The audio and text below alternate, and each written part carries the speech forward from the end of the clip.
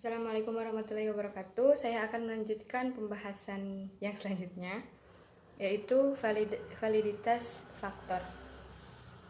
Nah, banyak faktor yang menyebabkan hasil asesmen tidak valid. Beberapa di antaranya sudah jelas dan mudah untuk menghindarinya. Contohnya, tidak ada guru yang akan berpikir untuk mengukur pengetahuan biologi dengan asesmen matematika.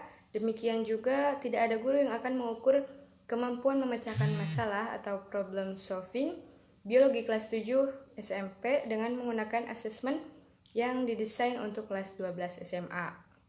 Nah, dari dua contoh yang saya sebutkan barusan, sudah sangat jelas hasil asesmen akan menjadi tidak valid. Yang selanjutnya ada faktor dari dalam tes itu sendiri. Sangat jelas hasil asesmen akan menjadi tidak valid. Yang selanjutnya ada faktor dari dalam tes itu sendiri. Yang pertama ada pengujian terhadap butir tes secara hati-hati akan menunjukkan apakah tes yang digunakan untuk mengukur isi materi atau fungsi-fungsi mental yang akan diakses oleh guru. Yang kedua, petunjuk yang tidak jelas. Yang ketiga, penggunaan kosakata dan struktur kalimat yang sulit. Yang keempat, ambiguitas. Yang kelima, alokasi waktu yang tidak cukup. Yang keenam, penekanan yang berlebihan terhadap aspek tertentu. Yang ketujuh, kualitas butir tes yang tidak memadai untuk mengukur hasil tes belajar. Yang terakhir, yang terakhir, susunan tes yang jelek. Tes terlalu pendek, penyusunan butir tes yang tidak runtun, pola jawaban yang mudah ditebak. Misalkan pada soal ganda jawabannya adalah A semua jawabannya atau B semua, atau bisa mengeclok A B C D gitu dalam satu tes tersebut. Nah, yang selanjutnya yang kedua ada faktor administrasi dan skor. Nah, pemberian skor terhadap jawaban siswa harus dilakukan secara hati-hati, jangan sampai salah tulis atau meremehkan selisih angka walaupun hanya sedikit. Hal ini akan menyebabkan hasil pengujian terhadap validitas akan memberikan makna yang berbeda. Nah, beberapa contoh faktor yang sumbernya yang berasal dari proses administrasi dan skor.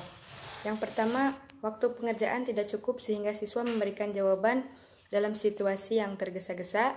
Yang kedua, adanya kecurangan dalam tes sehingga siswa bisa membedakan yang belajar dengan yang melakukan kecurangan. Yang ketiga, pemberian petunjuk dari pengawasan yang tidak dapat dilakukan semua siswa. Yang keempat, teknik pemberian skor yang tidak konsisten.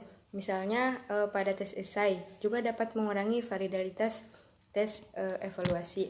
Yang kelima, siswa tidak dapat mengikuti arahan yang diberikan dalam tes baku. Yang terakhir, adanya orang lain yang bukan siswa yang termasuk dan menjawab item tes yang diberikan.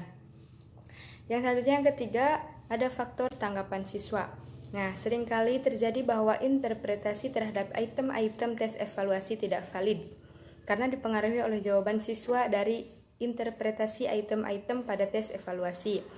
Nah, sebagai contoh, pada sebuah tes, para siswa menjadi tegang karena pengawas atau guru mata pelajaran tersebut killer atau galak dan sebagainya. Nah, sehingga karena merasa tidak penting maupun alasan-alasan yang lain.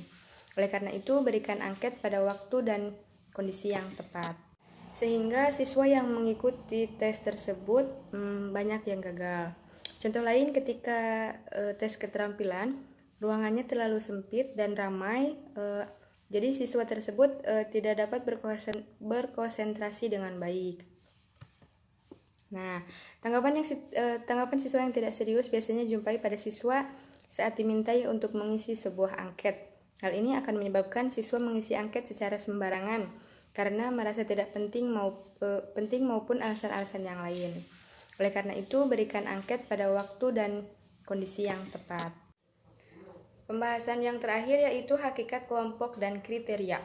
Seperti yang sudah dijelaskan oleh rekan saya, tes Jucu dan tes Najwa, validitas itu bersifat spesifik.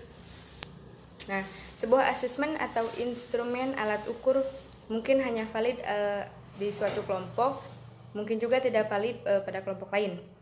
Sebagai contoh, misalkan sebuah tes diuji cobakan pada sekelompok siswa di sekolah biasa saja, tentu akan berbeda dengan diberikannya ujian tes kepada siswa di sekolah favorit.